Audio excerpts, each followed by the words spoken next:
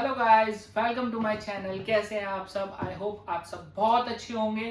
तो जो आज की हमारी न्यूज़ है वो थोड़ी शॉकिंग भी है और थोड़ी सैड भी है। जी हाँ, भारत को लगा है बड़ा झटका। इसरो का चंद्रयान से टूटा संपर्क। 22 सितंबर को चंद्रयान 3 मिशन दोबारा होना था शुरू, लेकिन संपर्क साधने में फेल हुए वैज्ञानिक। दोस्तों, ये बात सुन के यकीनन 4 साल पहले फेल हुए चंद्रयान 2 मिशन की याद आ गई होगी।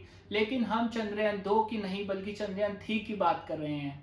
आप सोचेंगे कि चंद्रयान 3 मिशन तो सक्सेसफुल हो रहा था, फिर ये कनेक्शन टूटा और फेल होने की बात अब कहां से आ गई, कहां से की जा रही है। असल में चंद्रयान 3 को लेकर इसरो ने एक मास्टर प्लान बनाया था और इसमें हमारे वैज्ञानिकों को नाकामी हासिल हुई है। तो इसरो का ये मास्टर प्लान क्या था? क्यों वैज्ञानिकों को सफलता नहीं मिल पाई? क्या हमारे चंद्रयान 3 मिशन भी हमारे चंद्रयान 2 मिशन की तरह फेल माना जाएगा? ये सब हम आज की वीडियो में एक्सप्लेन करने वाले हैं। साथ ही साथ ये बताएंगे कि किस तरीके से प्लान को सफल होने की उम्मीद अभी भी बाकी है। तो ये जानने के लिए वीडियो को अंत तक देखें, और अगर हमारे चैनल पर आप नए हैं तो हमारे चैनल को सब्सक्राइब कर लें। इसरो ने प्लान किया था कि 22 सितंबर जब चांद पर दिन की शुरुआत होगी तो वैज्ञानिक इस मिशन को आगे आकर एक नए मुकाम पर ले जाएंगे। इरादे खराब नहीं थे और ना ही हमें अपने वैज्ञानिकों की काबिलियत पे कोई शक है, लेकिन फिर भी हालात कुछ ऐसे हो जाएंगे कि हमें इस प्लान में सफलता नहीं मिल पाई। साफ शब्दों में कहें तो इसरो के वैज्ञानिक विक्रम लैंडर और प्रज्ञान रोवर के साथ संपर्क बनाने में नाकामयाब हो गए हैं। अब आप कहेंगे कि इसरो का संपर्क तो चंद्रयान 3 के साथ मिशन की शुरुआत से ही बना हुआ था, पर ऐसी क्या बात हो गई कि उन्हें उनका दोबारा कनेक्शन बनाना पड़ा? मैं आपको इसरो के इस प्लान के बारे में डिटेल्स में समझाता हूं, क्योंकि इससे आपके सारे डाउट क्लियर हो जाएंगे।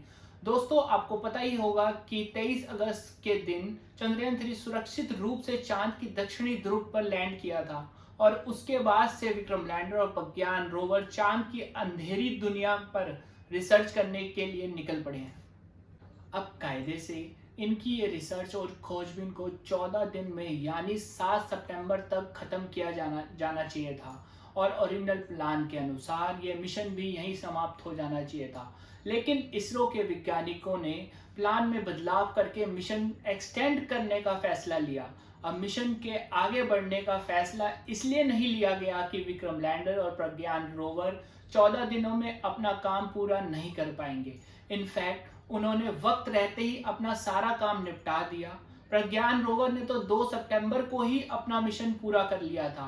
विक्रम लैंडर और प्रज्ञान रोवर के काम उम्मीद से ज्यादा बेहतर रहा।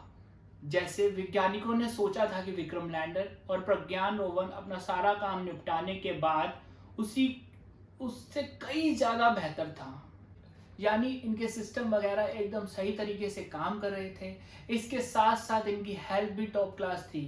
यहाँ हमारे वैज्ञानिकों को लगा कि मिशन को एक लूना डे के लिए बढ़ाना बेहतर होगा, क्योंकि इससे हमें चांद पर रिसर्च करने के लिए 14 दिन का समय और मिल जाएगा, और हमें चांद को ज़्यादा ज़्यादा अच्छे तरीके से समझने के लिए एक मौका और मिल जाएगा।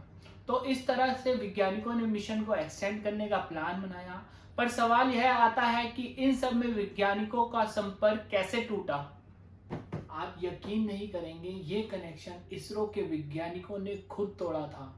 लेकिन इसके पीछे का कारण था कि दरअसल 4 सितंबर को जब प्रज्ञान रोवर और विक्रम लैंडर अपने असाइनमेंट यानी उन्हें जो काम दिया गए थे वो पूरा कर लिया था, तो उस समय चांद के दक्षिण ध्रुव में रात होने वाली थी।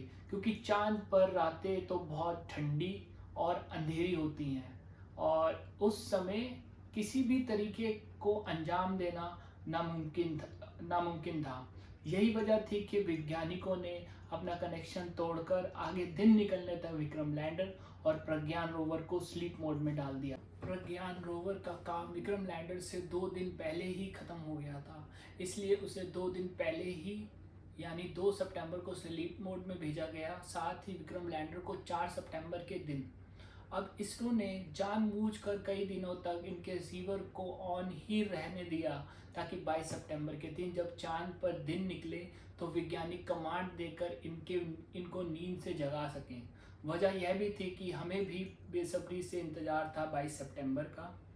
दोस्तों अगर आप भी चाहते हैं कि विक्रम लैंडर और प्रज्ञान रोवर अपनी नींद से जागे तो कमेंट कर कर इसरो को दुआएं दें।